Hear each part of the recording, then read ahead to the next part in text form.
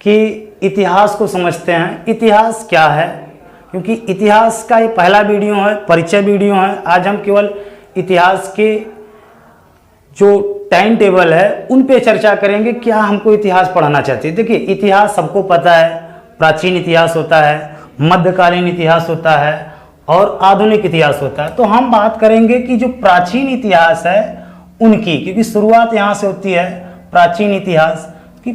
क्योंकि शुरुआत से आप पढ़ेंगे तो आपको सारी बात क्लियर समझ में आएगी। तो चलिए स्टार्ट करते हैं। जो प्राचीन इतिहास है वहाँ से, जहाँ से एकदम इतिहास को समझा जाता है, तो आप एक टर्म आपको याद आना चाहिए। वो टर्म है पुरातात्विक साक्ष्य। ये पुरातात्विक साक्ष्य का होता है, थोड़ा सा इस पे हम बात करते हैं। देखिए, पुरातात्विक साक्ष्य का होता है और एक बार टर्म आता है लिखित साक्ष्य। इन दोनों को थोड़ा सा समझ जाएंगे तो इतिहास आपको बहुत अच्छा लगेगा, समझ में भी आ जाएगा। देखिए, पुरातात्विक साक्ष्य का होता है जैसे कि पृथ्वी के अंदर से जो वर्षों पहले का होते थे कि ढेर सारे टीला उला होते थे। आपको पता होगा जैसे मोहनजोदड़ो, थोड़ा बहुत तो आप जानते ही होंगे। जैसे मोहनजोदड़ो का था, टीला टाइप था, तो वहाँ से जब खुदाई हुआ तो पता लगा कि ईंट निकलने लगे। तो वो जो पुराने पृथ्वी के अंदर से जो पुराने उपकरण निकलते हैं किसी पार्ट, कई जगह से, तो उस पार्ट को या उस चीज को हम लोग क्या कहते हैं, पुरातात्विक साक्ष्य। तो इतिहास जानने का सबसे अच्छा दो ही स्रोत है, या तो वहां से कोई पुरातात्विक साक्ष्य का प्रमाण मिला हो और या तो वहां से हमें क्या मिला हो, कोई लिखित साक्ष्य मिला हो। तो दो ही आधार पे जो है इतिहास को समझा जाता है। देखिए, अब हम बात करते हैं जो प्राचीन इतिहास है वो मुख्य रूप से 3 पार्ट में बटा हुआ था। एक का नाम था प्रागैतिहासिक,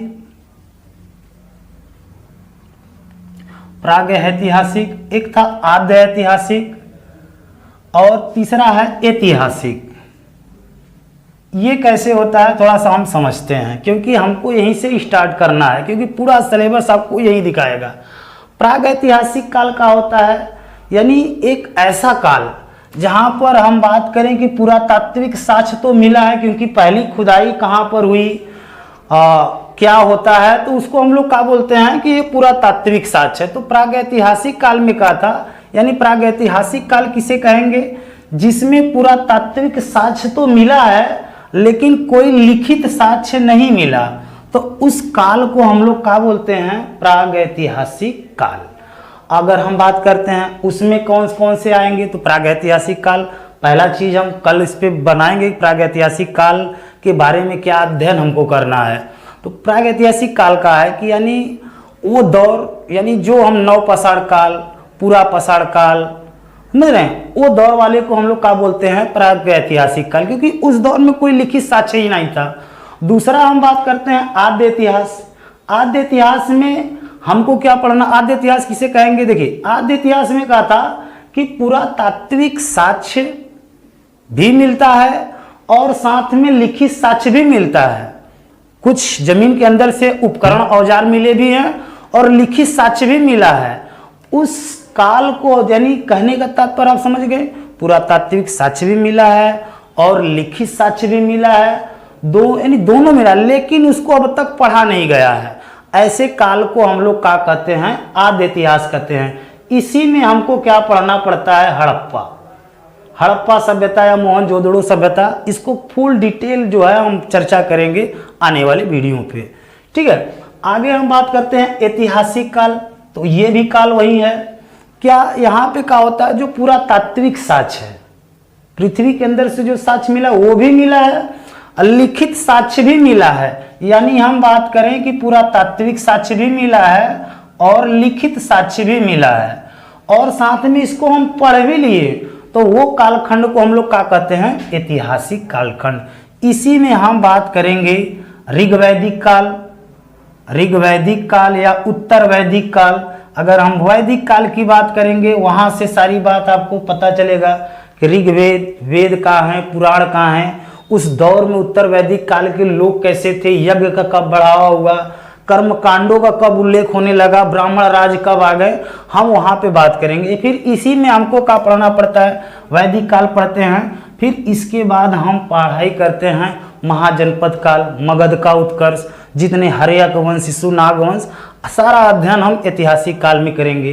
ठीक है, तो आप आई होप कि आप समझ गए होंगे कि जो प्राचीन इतिहास है उसका एक सिलेबस, एक लिमिट में है। उसको हम चलिए हम बात कर लेते हैं अब, क्योंकि आज पहला ही वीडियो है, थोड़ा सा सिलेबस, क्योंकि आगे से हम परमानेंट देख आप समझ गए कि जो हमारा जो पहला वीडियो होगा वो किस पर होगा, प्राग ऐतिहासिक काल पे, और सेकेंड वीडियो हम बनाएंगे किस पर, हड़प्पा काल में, जहां पर हम एक एक जो जगह था, हड़प्पा कहाँ पड़ता है, कौन खोज किए, चंदूदड़ो का था हैं, और इसके बाद जो भी इसमें प्लेसेज हैं उस पे कहाँ पाया जाता है, परीक्षा की दृष्टि से एक भी प्रश्न बाहर नहीं जाएगा, ऐसे इस पर हम लोग अध्ययन करेंगे। सेकेंड आप हड़प्पा समझ गए, फिर तीसरी बात आएगी जब हड़प्पा हम लोग समझ जाते हैं, क्योंकि वहाँ लिखित साक्ष्य तो था ही नहीं, तो जो भी पुरातात्विक साक्ष्य के आधार पे अध्ययन होगा उस पे हम हड़प्पा में अध्ययन कर लेंगे। जो तीसरा पार्ट आता है हमारा ऐतिहासिक काल आता है, वहाँ पे क्या होता है, पुरातात्विक साक्ष्य भी मिला रहता है और लिखित भी साक्ष्य मिला है, और इस आधार पे हम जो है वहाँ के अध्ययन आगे हम लोग जब बात करेंगे तो हमारा कौन आएगा, वैदिक काल। ये वैदिक काल है जिसमें अगर हम टाइम पीरियड की अगर हड़प्पा की बात करें तो सर्वमान्य होता है, और यहाँ पे तो 25 लाख ईसा पूर्व से लेकर आपको आना पड़ता है, लेकिन हड़प्पा में हम लोग टाइम पीरियड एक मानते हैं कि 1750 BC, यानी कहने का मतलब ईसा मसीह के जन्म के पहले की सब घटना है हड़प्पा सभ्यता। फिर वैदिक सभ्यता आता है, और जहाँ से हम लोग बात करते हैं कि ये 1500 BC से 600 BC तक, समझ रहे हैं, यहाँ का जो टाइम पीरियड होता था उसको वैदिक काल के नाम से जानते हैं। जो वैदिक काल था वो 2 भागों में बढ़ता है, हम सिलेबस में पता कर रहे हैं कि 1500 से 1000 BC तक ऋग वैदिक काल था, फिर 1000 से 600 BC तक उत्तर वैदिक काल होता है। यही वो दौर है जहाँ पे वेद, पुराण, उपनिषद का होते हैं, आरण्यक का होते हैं, इन सब का अध्ययन हम जो ऋग वैदिक काल में पढ़ेंगे। फिर उत्तर वैदिक काल आता है, बांटने का कारण क्या है, वैदिक काल 2 पार्ट में टूटता है, एक ऋग वैदिक, एक उत्तर वैदिक। जब लोहे का खोज होता है तो भाई जब लोहे का खोज होगा तो दिन पे दिन जो है आदमी विकास करेगा, तो उस दौर में जो ब्राह्मण थे, पुरोहित हुआ करते थे, हम जब डिटेल बताएंगे, पुरोहित हुआ करते थे, जब वो ब्राह्मणों पुरोहित का करने लगे, यज्ञ करवाने लगे, और यज्ञ करवाते करते कर्मकांड इतना बड़ा अंधविश्वास फैलने लगा कि लोग जाति को इस तरह देखने लगे कि अगर कोई व्यक्ति शूद्र जाति का है, अगर वो रात में भी मंदिर में जाता तो उनकी हत्या कर दिया जाता था। आई होप यहाँ तक आप समझ गए होंगे कि यहाँ तक हमने अध्ययन का किया उत्तर वैदिक काल।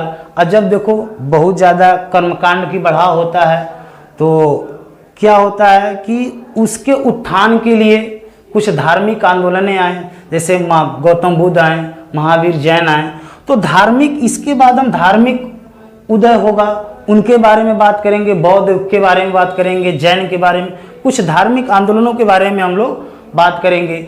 इसके बाद आता है महाजनपद, क्योंकि जो वैदिक काल के लोग थे उन्होंने कहा महाजनपद, तो महाजनपद का हम अलग से वीडियो बनाएंगे जिसमें 16 महाजनपदों का फुल डिटेल जानकारी आपको दिया जाएगा।